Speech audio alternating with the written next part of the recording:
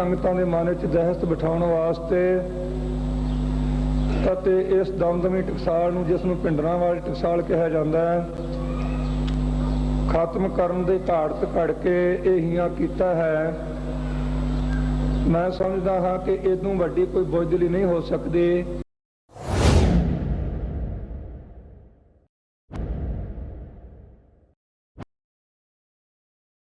ये कुछ लोग हैं बस, और वो उनको फंडिंग होती है विदेशों से, दुकानें चलती हैं, विदेशों से फंडिंग होती है, पाकिस्तान से फंडिंग होती है। तो खालिस्तान, ये सब सुन के आपके दिमाग में सबसे पहले क्या आता है? क्या ये आपकी प्रॉब्लम ही नहीं है क्योंकि आप इंडिया के अलग रीजन से बिलोंग करते हैं, या फिर हमारा देश का सिस्टम इसे कंट्रोल करने में असमर्थ है?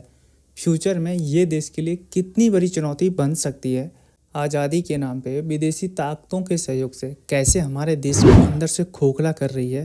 हिंदू राष्ट्र जैसे मुद्दे में अपने नापाक इरादे देश की सुरक्षा पे थोपना खालिस्तान कैसे पिछले 2 सालों से पनप रहा है, आज आपको सारी चीज़ें खोल के बताने वाला हूँ। बस आप वीडियो को ध्यान से देखिएगा। दोस्तों, शुरू से समझाने के लिए मैं आपको थोड़ा पीछे ले जाना चाहता हूँ। 1947 में जब देश का बंटवारा हुआ था, पंजाब एक ऐसा प्रांत था जिससे सबसे ज़्यादा क्षति हुई थी। रातों रात हजारों फैमिली बिछड़ गए। उन्हें नहीं बताया गया था कि देश का बंटवारा किस आधार पे किया गया है, और प्रॉब्लम यहीं से शुरू होती है। मॉडर्न हिस्ट्री ऑफ इंडिया के किसी भी बुक में आपको इसका खौफनाक मंजर पढ़ने को मिल जाएगा। इस प्लान में लाशों से भरी ट्रेनें पाकिस्तान से हिंदुस्तान आते हुए, ये आप सब ने सुना होगा। ये सिखों पे अत्याचार का वो चिंगारी था जो सुलग चुकी थी, जो आज अभी एक ज्वालामुखी बन चुकी है। धर्म के नाम पे इस बंटवारे से सिखों को अपने ही देश में यहाँ से वहाँ पलायन करना पड़ा। हजारों की संख्या में लोग इधर से उधर पलायन कर रहे थे, और उसी समय पठानों का एक झुंड था जो वेस्ट बंगाल और बिहार से आए हुए थे। वो इन पे अचानक से हमले कर देते थे, औरतों के साथ सामूहिक दुष्कर्म, फिर उन्हें बेच दिया जाता था, और पुरुषों की वो हत्या कर देते थे। भूखे प्यासे लोग पैदल चलते चलते इतने कमज़ोर हो गए थे कि उन्हें फैमिली के बुजुर्गों को आधे रास्ते में मरने के लिए छोड़ना पड़ता था, और उनकी लाशों को जानवर खाते थे जिनकी संख्या हजारों में थी। माँ बाप अपने बच्चों को जिंदा रखने के लिए अपना मूत्र पिलाते थे। दोस्तों, ये जो मैं आपको बता रहा हूँ ये हकीकत का 10% भी नहीं है, वो इससे कहीं ज़्यादा भयावह था।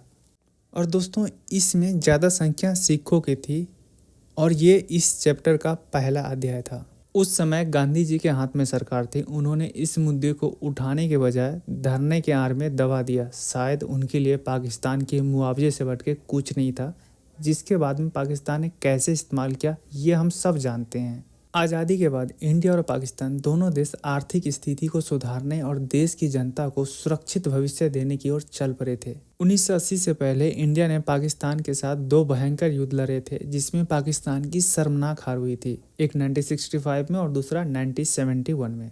और इसमें सिख रेजिमेंट का एक बहुत बड़ा योगदान था। जिनको नहीं पता उनको बता दूं, सिख रेजिमेंट इंडिया का सबसे पुराना इन्फेंट्री रेजिमेंट है, राजपूत रेजिमेंट के बाद। और यही नहीं दोस्तों, आज के डेट में ये दुनिया का सबसे ज़्यादा डेकोरेटेड रेजिमेंट है, जो वर्ल्ड वॉर 2 भी लड़ चुकी थी। ये मैं आप सबको इसीलिए बता रहा हूँ क्योंकि आप जान लें कि देश के लिए सिखों ने क्या किया है। दोस्तों, आप शायद माने या ना माने, लेकिन पंजाब में विभाजन के बाद से ही असंतोष और अनबन का माहौल था, और वक्त के साथ ये बढ़ता गया। अकालियों की शुरू से ही ऊटपटांग सांप्रदायिक मांगे थी, जिसे नेहरू जी ने कभी नहीं माना, और वो इसके खिलाफ कई आंदोलन किए। 4 जुलाई 1955 को पहली बार पुलिस ने अकाली दल और शिरोमणि गुरुद्वारा प्रबंधक के दफ्तरों पर छापे मारे और कई गिरफ्तारियां की। फिर 60 के दशक के अंत में अकाली दल में आपसी लड़ाई हो गई, और ये 2 गुटों में बंट गए। एक अकाली दल मास्टर के नाम पे और दूसरा अकाली दल संत के नाम पे, जिसमें अकाली दल के लीडर मास्टर तारा सिंह और अकाली दल संत के लीडर संत फतेह सिंह थे। जिसमें से संत फतेह सिंह के जाट और सिखों दोनों का सपोर्ट था, लेकिन मास्टर तारा सिंह का बहुमल सिखों का सपोर्ट था, और ये धर्म का प्रचार यहीं से करते थे। इनका दबदबा इस तरफ बढ़ गया था कि इन्होंने आंदोलनकारियों के साथ अकाल तख्त को अपना दफ्तर बना लिया था, और इससे पहले ऐसा कभी नहीं हुआ था। फिर वो सिख जो इस सांप्रदायिक आंदोलन का हिस्सा नहीं बनना चाहते थे, इसका विरोध किया, और केंद्र के दबाव में पंजाब के तत्कालीन मुख्यमंत्री प्रताप सिंह ने मास्टर तारा सिंह को गिरफ्तार करने का फैसला कर लिया। करीब 50,000 से ज़्यादा सिखों की गिरफ्तारियां हुई। फिर संत फतेह सिंह जो अकाली दल संघ के लीडर थे, इसका विरोध किया और आमरण भूख हड़ताल करने के लिए फैसला कर लिया। 18 दिसंबर से 9 जनवरी तक वो धरने पर बैठे रहे। फिर पंजाब गवर्नमेंट को मजबूरन मास्टर तारा सिंह को रिहा करना पड़ा। अब मास्टर तारा सिंह के सामने एक बहुत बड़ी चुनौती खड़ी हो गई थी कि वो ऐसा क्या करें जिससे वो फिर से अपनी धाक जमा सकें। फिर उन्होंने आमरण अनशन करने का फैसला किया। 15 अगस्त 1964 को आज़ादी को बड़े धूमधाम से मनाने के बाद वो अपने धरने पर बैठ गए, पर पंजाब और सेंट्रल गवर्नमेंट को अपनी बात मनवाने में नाकामयाब रहे। नतीजन अक्टूबर 1961 को 46 दिन के बाद उन्होंने अपना व्रत तोड़ दिया। फिर शिरोमणि गुरुद्वारा प्रबंधक कमेटी और अकाली दल ने उन्हें निष्कासित कर दिया और सजा दी कि 5 दिन तक हरि मंदिर साहब में आने वाले श्रद्धालुओं की वो जूते साफ करेंगे। इसके बाद उनकी बाकी की पूरी जिंदगी खामोशी और शर्मिंदगी में गुजरी। अब सारा पावर संत फतेह सिंह के हाथ में आ गया था। 1964 में नेहरू जी के आखिरी वक्त तक पंजाब सूबे की मांग के पक्के विरोधी रहे, लेकिन जैसे ही इंदिरा गांधी पीएम पद की दावेदार बनी, उन्होंने अकालियों की कुछ शर्तें मानने के लिए राजी हो गई। और इसमें पहला बदलाव ये किया गया कि पंजाब को भाषा के आधार पर बांटा गया, लेकिन उसमें ये नहीं बताया गया कि चंडीगढ़ को हम पंजाब को सौंप रहे हैं या नहीं। फिर तकरीबन 3 साल तक संत फतेह सिंह और उनके समर्थकों ने इसके खिलाफ एक आंदोलन चलाया, फिर लास्ट तक अपनी बात मनवाने में नाकामयाब रहे। फिर 1969 में संत फतेह सिंह ने खुद को जिंदा जलाने की धमकी दी। फिर आखिरी वक्त पे श्रीमती इंदिरा गांधी जी को झुकना पड़ा, लेकिन उन्होंने एक शर्त रख दी। इसके बदले अबोहर और फैजलिका, जहां हिंदी बोलने की आबादी ज़्यादा थी, वो हरियाणा को सौंप दिया जाए। ये बात अकालियों को मंजूर नहीं थी क्योंकि वो एरिया काफ़ी उपजाऊ था। फिर ये फैसला कभी लागू ही नहीं हो पाया। और इधर दिल्ली में बैठे इंदिरा गांधी ये बात समझ चुकी थी कि उनकी सरकार इन आंदोलनकारियों के सामने कठपुतली बनने वाली है। फिर 1971 का इंडिया पाकिस्तान युद्ध, इस युद्ध में इंडिया की जीत ही नहीं हुई थी, बल्कि इंदिरा गांधी ने एक मजबूत और सटीक राजनीति का परिचय दिया था। स्वाभाविक था कि इससे अकालियों का प्रभाव कम होने लगा था और वो इस बात से घबरा गए थे।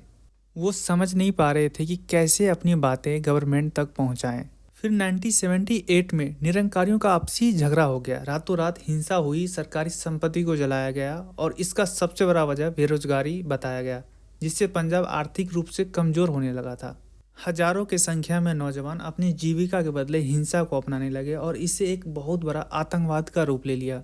फिर उन्होंने वही किया जो 1971 से सोचते आ रहे थे, सेंट्रल गवर्नमेंट को एक खुला धमकी देना। 1982 में दिल्ली में एशियाड खेल का आयोजन होने वाला था। ये खेल देश के लिए बहुत ही महत्वपूर्ण था, अंतर्राष्ट्रीय और राष्ट्रीय लेवल के लिए। अकाली नेताओं ने खुले तौर पे धमकी दी कि वो दिल्ली में धावा बोलेंगे और हो रहे अंतर्राष्ट्रीय खेलों में विघ्न डालेंगे, यानी कि उसे होने नहीं देंगे। कहते हैं इसके खिलाफ सरकार की जो प्रतिक्रिया थी इतनी तीव्र थी, अचानक दिल्ली हरियाणा बॉर्डर को सील कर दिया गया। आने वाले सारे लोगों की तलाशी ली जाती थी, जिसमें से जितने भी भाईचारे सिख थे उन्हें अपमान का सामना करना पड़ा। सुरक्षा बल को जिस किसी पे थोड़ा सा शक होता था, देश के लिए खतरा बता के उन्हें गिरफ्तार कर लिया जाता था। इसमें बहुत सारे ऐसे सिख थे जो पार्लियामेंट के मेंबर थे, रिटायर्ड जनरल थे। उन्हें ऐसा लगने लगा कि वो अपनी देश में बेगाना कर दिया गया है। इससे खालिस्तान को अंतर्राष्ट्रीय स्तर पे फेमस होने पे बल मिला और जो सिख कनाडा, अमेरिका और ब्रिटेन में रह रहे थे, उन्होंने आंदोलनकारियों को साथ चलने का फैसला किया। दोस्तों, ये वही वक्त था जब पाकिस्तान खालिस्तान को खुले तौर पे सपोर्ट करने और आज़ादी प्राप्त करने में उसकी मदद करने का फैसला किया। दोस्तों, ये इस विषय का पहला चैप्टर था। अगले चैप्टर में मैं आपको एक ऐसे शख्स से परिचय करवाऊंगा जो देश के विभाजन के साल पैदा हुआ था, कैसे उसने पूरे सूबे को अपने चंद शब्दों के दम पे कंट्रोल कर लिया था। आपसे अनुरोध है जितना ज़्यादा हो सके इस वीडियो को शेयर कीजिएगा और सब्सक्राइब भी कर लीजिएगा, क्योंकि अभी बहुत कुछ बाकी है। और आप सबसे मेरी लास्ट रिक्वेस्ट है, एक विनती है, ये चैनल अभी तक मोनेटाइज हुआ नहीं है और प्रोडक्शन में हेल्प करने के लिए मुझे आप अपना सहयोग दे सकते हैं। इससे इस चैनल जीवित रहेगा। जय हिंद, थैंक्स फॉर वॉचिंग।